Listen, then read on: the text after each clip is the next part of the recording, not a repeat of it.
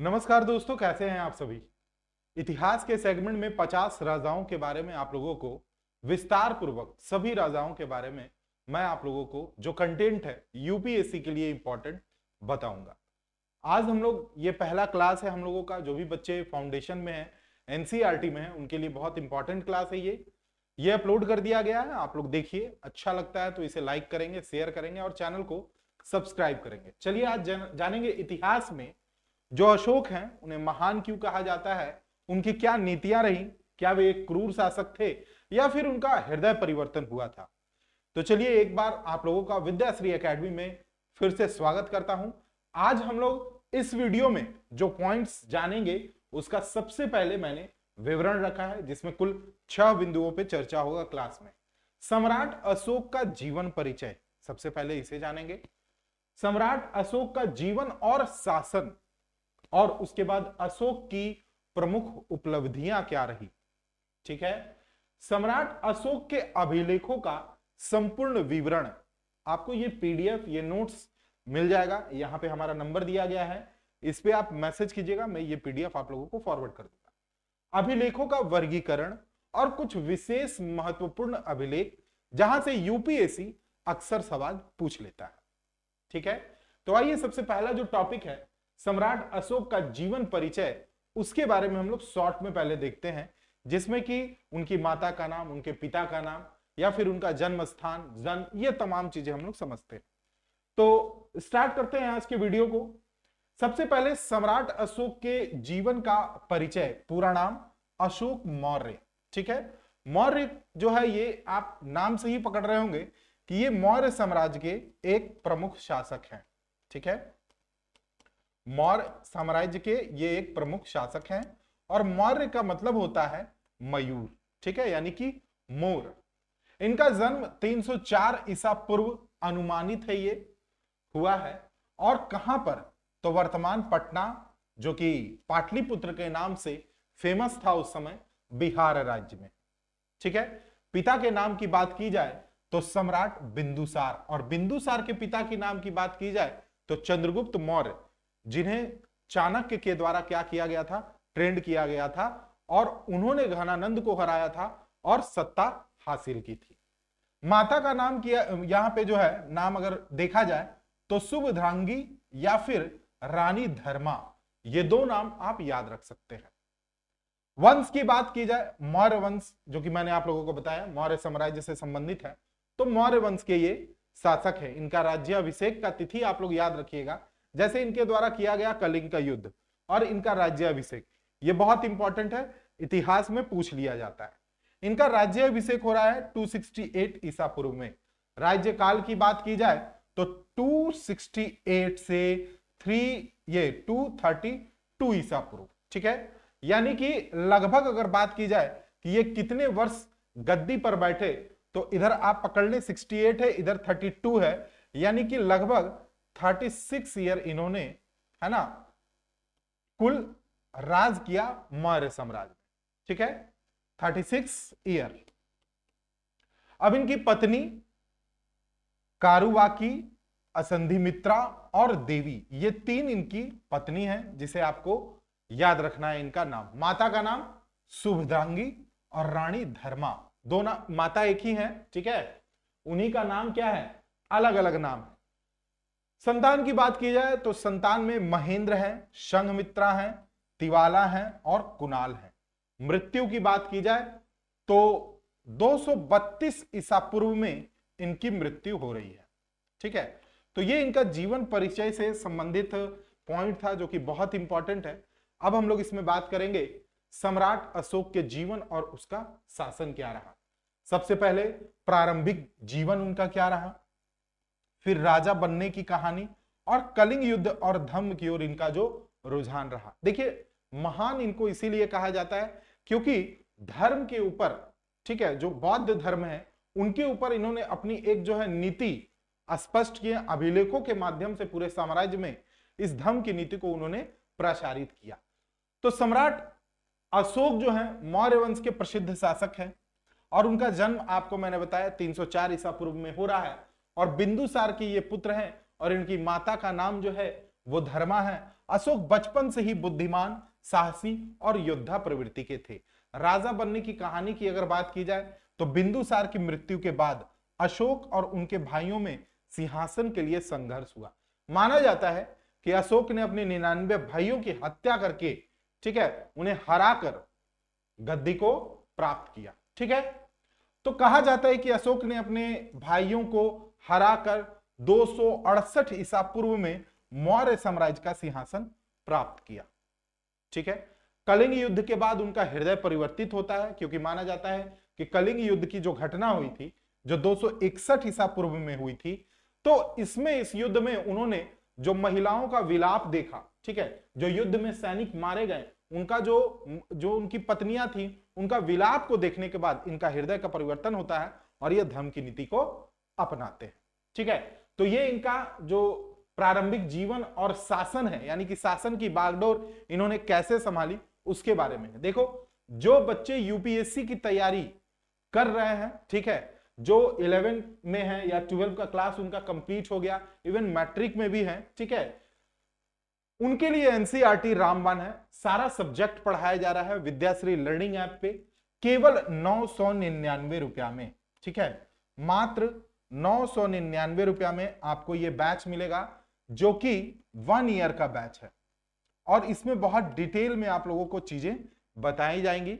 यहां पे नंबर है 777999221, आप ग्रुप में ऐड हो सकते हैं। ठीक है, 999 रुपया में कंप्लीट 1 साल की पढ़ाई आपकी होगी और पूरा एनसीईआरटी कॉन्सेप्ट बेस्ड आप लोगों को बताया जाएगा। इवन इसमें आपको उत्तर लेखन कला भी सिखाया जाएगा, यानी कि आप कैसे मेंस का आंसर राइटिंग सीखोगे, ये भी आप लोगों को सिखाया जाएगा।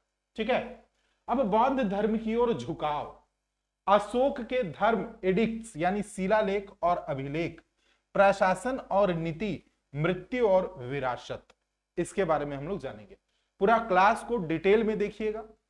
अभी आपको इसमें जब अभिलेखों के बारे में बताएंगे, पूरा डिटेल में यहाँ पे मैंने कवर किया है, इसलिए आप लोगों को अकबकाना नहीं। बौद्ध धर्म की ओर इनका जो झुकाव है, तो कलिंग युद्ध के बाद अशोक ने बौद्ध धर्म अपना लिया और धम्म के मार्ग पर चलने लगे। धम्म और कुछ नहीं, धर्म का मार्ग पे चलने लगे, इसे याद रखना। अहिंसा, दया, करुणा, सत्य के सिद्धांतों का इन्होंने पालन किया और उसे ही अपने साम्राज्य में जो है प्रसारित किया।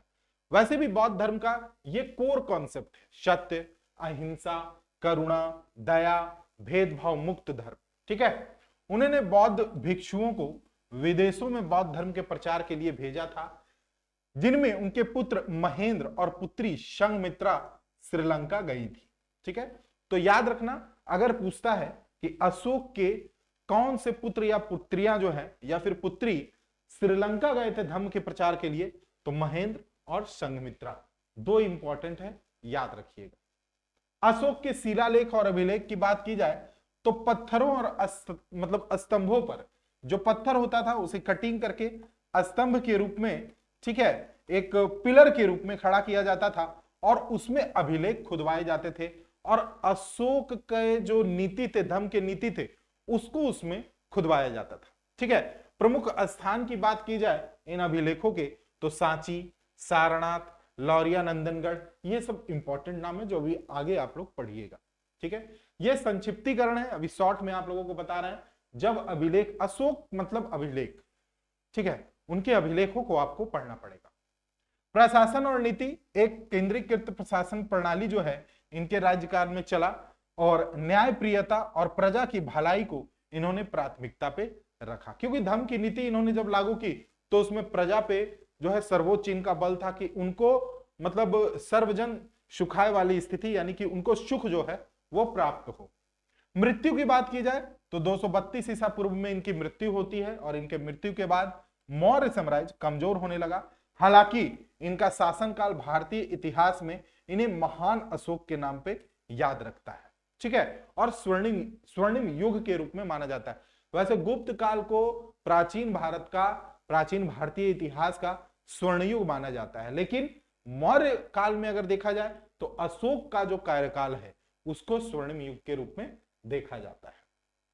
प्रमुख इनकी उपलब्धियों की बात की जाए तो भारत में बौद्ध धर्म के प्रसार में, है ना, ये महत्वपूर्ण भूमिका निभा रहे हैं। पहली बार किसी शासक ने धर्म के आधार पर प्रशासन किया था। मानवता, करुणा, दया, हिंसा, अहिंसा वगैरह को क्या है, इन्होंने बढ़ावा दिया। विश्व के कई देशों ने बौद्ध धर्म का जो है भारत से ही फिर प्रचार के लिए इन्होंने बहुत सारे अपने जो अधिकारी गण थे उनको भेजा। सारनाथ का स्तंभ जो है उसमें बना हुआ जो सिंह चतुर्मुख है उसको भारत के राष्ट्रीय प्रतीक के रूप में क्या किया गया, बाद में अपना लिया गया।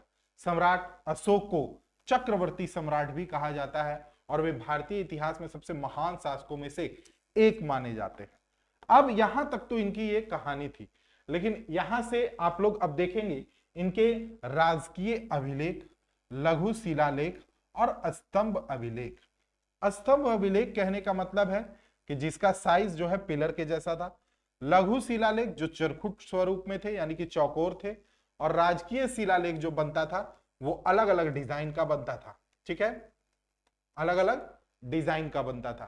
तो मेनली अशोक के अभिलेखों को 3 मुख्य भागों में बांटा जाता है, राजकीय अभिलेख, लघु शिलालेख और स्तंभ अभिलेख। ठीक है, इसी को हम लोग जो है डिटेल में इसी का अध्ययन करना है और आप लोगों से यही पूछेगा भी।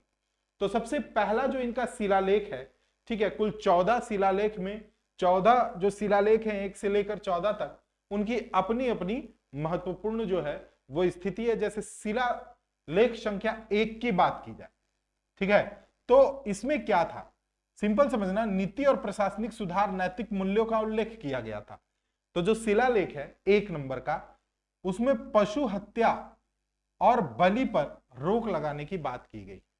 ठीक है, दूसरा में सभी प्राणियों के लिए चिकित्सा सुविधाओं की व्यवस्था की जाए, सभी प्राणियों के लिए। ठीक है, शासन के अधिकारियों को धर्म के प्रचार का आदेश दिया गया, ये 3 नंबर में, और इसको सीरीज में ही आपको याद करना पड़ेगा, ये भी याद रखना। अशोक के धर्म की नीति का उल्लेख 4 में किया गया। 5वां जो शिलालेख है उसमें धार्मिक अधिकारियों यानी धर्म महामात्रों की नियुक्ति की गई। 6ठा जो शिलालेख है प्रशासनिक अधिकारियों को जनता की सेवा का निर्देश करने का, मतलब कि जनता की सेवा करें, इसका निर्देश दिया गया। 7वां अभिलेख में धार्मिक सहिष्णुता और धर्म का प्रचार की बात की गई। 8वें शिलालेख में अशोक के तीर्थ यात्रा यानी बौद्ध स्थलों की यात्रा की बात की गई। 9वां शिलालेख में अशोक द्वारा बाहरी आडंबरों की निंदा की गई। शिलालेख संख्या 10 में धर्म प्रचार को युद्ध और विजय से श्रेष्ठ बताया गया। शिलालेख संख्या 11 में धर्म के महत्व और नैतिक जीवन पर बल दिया गया। शिलालेख संख्या 12 में सभी धर्मों के प्रति सहिष्णुता की नीति अपनाई गई। शिलालेख संख्या 13 में कलिंग युद्ध का वर्णन और धर्म की विजय की नीति की बात की गई। तो कलिंग युद्ध जब पूछेगा तो याद रखना शिलालेख संख्या 13 इंपॉर्टेंट है, यूपीएससी क्वेश्चन पूछता है। शिलालेख संख्या 14 की बात की जाए तो विभिन्न शिलालेखों का सारांश का बात किया। अब आप लोग ये वाला पीडीएफ अपने पास रखेंगे और नोट्स का टेंशन नहीं लेना है, आप लोगों को नोट्स लगातार मिलते जाएगा। राजा के इतिहास के बारे में कंटिन्यू आप लोगों को कुल 50 राजाओं के बारे में मैं आप लोगों को पढ़ाऊंगा, जिसमें सबसे पहला महान अशोक को मैंने उठाया है। अब कल जो आप लोगों को क्लास मिलेगा या परसों जो मिलेगा वो मिलेगा महान अकबर के बारे में। ठीक है, मिक्स करके पढ़ाएंगे ताकि आप लोग चीजों को अच्छे से समझ पाए। लघु शिलालेख में अगर बात की जाए माइनर रॉक एडिक्ट्स के बारे में, तो ये छोटे अभिलेख हैं और इनमें अशोक ने अपने व्यक्तिगत जीवन, धर्म के प्रति समर्पण, जनता को नैतिक शिक्षा देने पर बात किया। तो इसमें जो है मेनली 3 है, लघु शिलालेख 1, 2, 3 महत्वपूर्ण स्थान भी यहां लिखा हुआ है। तो पहला में है अशोक का धर्म और नैतिकता पर बल, धर्म को अपनाने की प्रेरणा और जनता को धर्म का पालन करने की सलाह। नंबर 1, 2, 3 में ये है। मिलान करे में ये क्वेश्चन दे सकता है। महत्वपूर्ण स्थान की बात की जाए तो मास्की और गुर्जर, ये नाम आपको याद होगा। गुर्जरा जो है ये मध्य प्रदेश में, मास्की जो है कर्नाटक में। ठीक है, तो अशोक नाम सबसे पहली बार कहां पे स्पष्ट मिला, तो ये मास्की में मिला। गुर्जरा की बात की जाए तो शाहगौरा उत्तर प्रदेश और निट्टूर और ब्रह्मगिरी कर्नाटक, ये सारे जो क्षेत्र हैं यहां पर अशोक के जो अभिलेख हैं, महत्वपूर्ण अभिलेख, वो मिले। तो ये नाम याद रखना, शाहगौरा का अभिलेख, गुर्जरा का अभिलेख, मास्की का जो अभिलेख है उसके बारे में। ठीक है,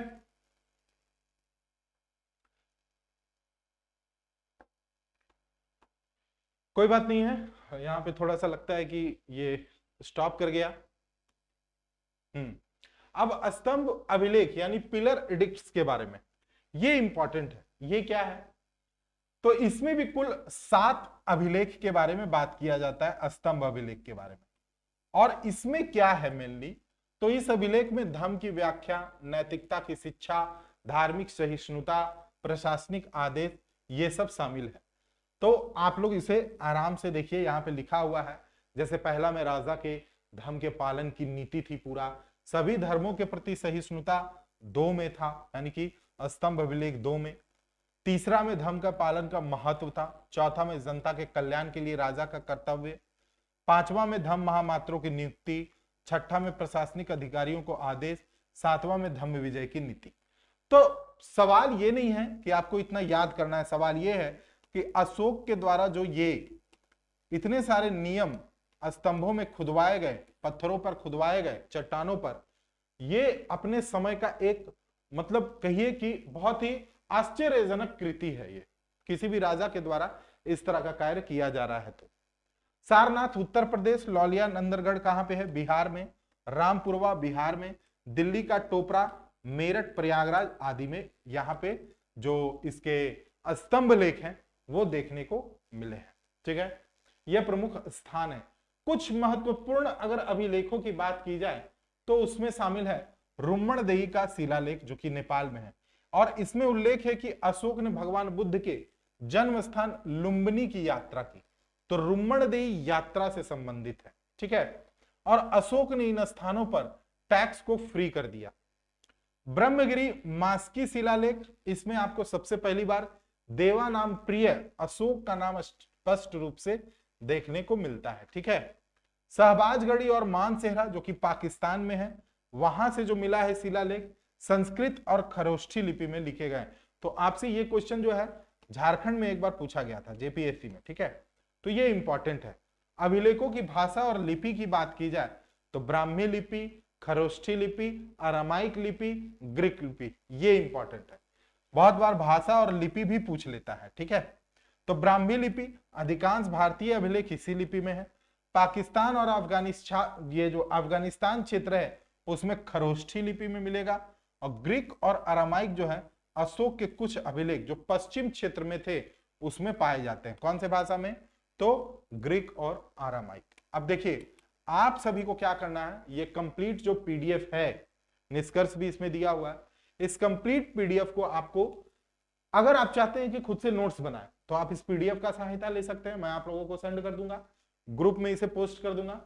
सारे बच्चे ध्यान से इस पीडीएफ को अपने पास रखिए, और जो आप लोगों को इसमें मैंने बताया है डिटेल में, ठीक है, इसमें मैंने आप लोगों को जो बताया पॉइंट टू पॉइंट जो एग्जाम के पॉइंट ऑफ व्यू से बहुत इंपॉर्टेंट है, क्योंकि आप इस पे बहुत ज्यादा दिमाग लगाएंगे, सोचेंगे कि हम पूरा अशोक के, आपको उतने ही बिंदुओं के बारे में जानना है जहां से एग्जाम में पूछा जाए।